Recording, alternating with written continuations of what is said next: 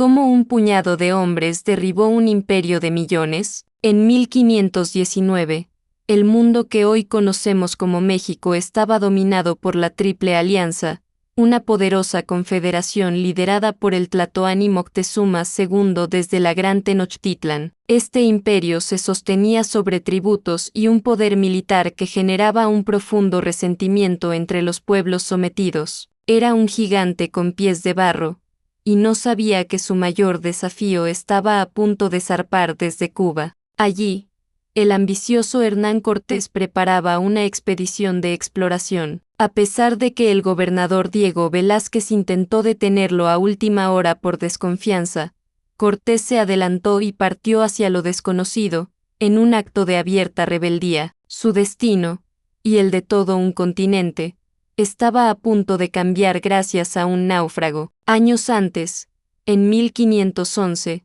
un barco español se había hundido cerca de Yucatán. Uno de los pocos supervivientes, Jerónimo de Aguilar, fue esclavizado por los mayas, pero no solo sobrevivió, sino que aprendió su lengua y se ganó el respeto como guerrero. Cuando Cortés llegó a la costa y envió un rescate por él, Aguilar se convirtió en la primera pieza clave de la conquista. Él era el traductor, el puente inicial entre dos mundos. La expedición avanzó hacia Tabasco, donde se enfrentaron a una feroz resistencia. En las llanuras de Cintla, 400 aventureros se vieron rodeados por miles de guerreros. La batalla parecía perdida, pero las ballestas, los arcabuces y, sobre todo, los caballos, animales nunca antes vistos allí, sembraron el pánico y decidieron la victoria. Tras la derrota, los líderes locales ofrecieron regalos para sellar la paz, entre ellos,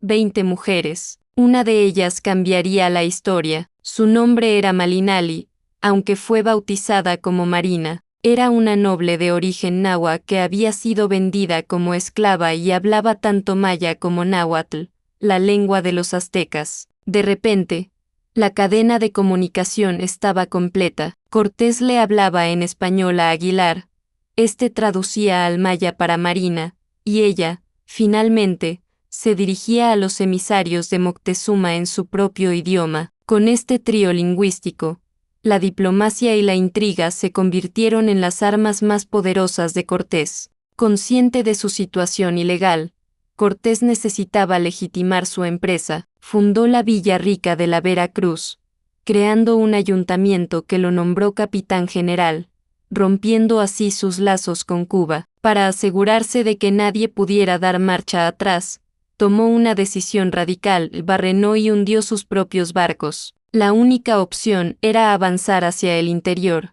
hacia la legendaria Tenochtitlan. En la costa encontraron a sus primeros grandes aliados, los totonacas de Zempoala. Hartos de pagar tributo a los aztecas, vieron en los españoles una oportunidad de liberación. Este patrón se repetiría una y otra vez. La fuerza de Cortés no radicaba en sus pocos hombres, sino en su habilidad para capitalizar el odio y las divisiones internas del imperio. El siguiente obstáculo era la República de Tlaxcala, un estado guerrero que había resistido por generaciones el dominio azteca. Al principio, los tlaxcaltecas lucharon con una ferocidad increíble, causando bajas significativas a los españoles. Pero tras varias batallas sangrientas, sus líderes tomaron una decisión pragmática: era mejor aliarse con estos extraños extranjeros que seguir luchando en dos frentes. De la noche a la mañana, Cortés sumó a su ejército miles de los guerreros más experimentados y feroces de Mesoamérica.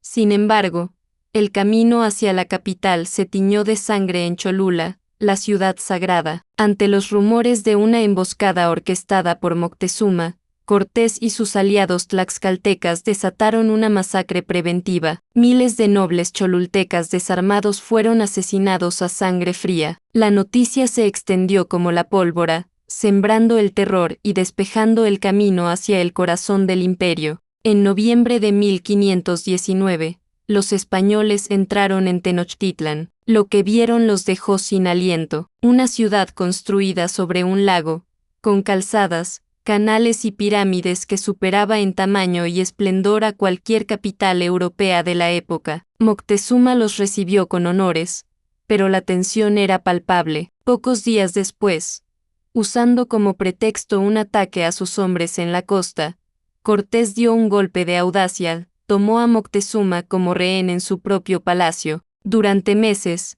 el emperador fue un prisionero de lujo, un títere a través del cual los españoles intentaban gobernar mientras saqueaban los tesoros de sus ancestros. Pero la situación era una bomba de tiempo. La mecha se encendió cuando Cortés tuvo que abandonar la ciudad para enfrentar a otra expedición española enviada para arrestarlo. Dejó al mando a Pedro de Alvarado, cuyo temperamento impulsivo resultó fatal. Durante una importante ceremonia religiosa, Alvarado, temiendo una revuelta, ordenó una masacre de la nobleza azteca desarmada. La ciudad estalló en furia. Cuando Cortés regresó, encontró a su guarnición sitiada. En medio del caos, Moctezuma murió, apedreado por su propia gente según los españoles o asesinado por ellos según las fuentes indígenas. La noche del 30 de junio de 1520, los españoles intentaron una huida desesperada. Fue un desastre. Atrapados en las calzadas,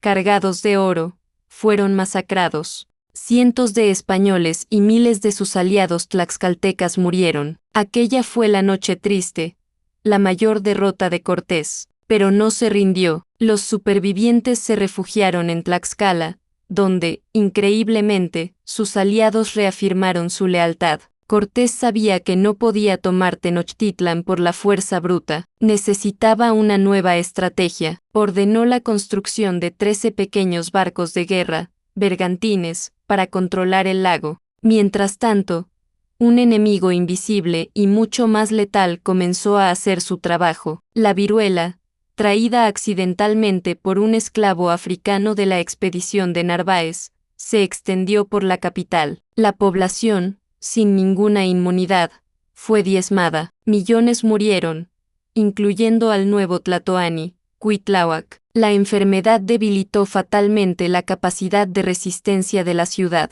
El asedio final comenzó. Durante 8 meses, Tenochtitlan fue estrangulada. Los españoles cortaron el suministro de agua y alimentos. Los bergantines bombardearon la ciudad desde el lago, mientras sus aliados indígenas avanzaban calle por calle en una lucha encarnizada. La resistencia, liderada por el joven y valiente Cuauhtémoc, fue heroica, pero inútil. El 13 de agosto de 1521, con la captura del último emperador, la magnífica ciudad de Tenochtitlan cayó, reducida a escombros. ¿Fueron los españoles vistos como dioses? La idea de que los aztecas creyeron que Cortés era el dios Quetzalcóatl regresando es muy popular, pero muchos historiadores modernos creen que esto fue una explicación creada después de la conquista para justificar la derrota. La realidad es más compleja. No fue solo la tecnología, como las armas de fuego o el acero, fue la brillantez táctica de Cortés,